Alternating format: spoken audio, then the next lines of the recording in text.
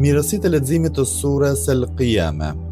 Në një hadith të transmetuar nga profeti Muhammed, paqja e bekimi i Allahut qoftë mbi të dhe mbi familjen e tij, lexojmë: çdo kush që e lexon suren El-Qiyame, unë dhe Xhebraili do të dëshmojmë për të në ditën e gjykimit se ai ka pasur besim në këtë ditë dhe fytyra e tij do të ndriçojë më shumë se sa fytyrat e njerëzve të tjerë. Në një hadith të transmetuar nga Imam Sadiku, paqja qoftë mbi të, lexojmë: kush e lexon dhe e praktikon gjithnjë suren El-Qiyame, Allahu i madhëruar në ditën e gjykimit do ta nxjerrë nga varri së bashku me këtë sure me fytyrën më të mirë, do ta përgëzoj vazhdimisht atë dhe do t'i qesh në fytyrë derisa ta kaloj urën e Siratit dhe vendhënien e llogarisë.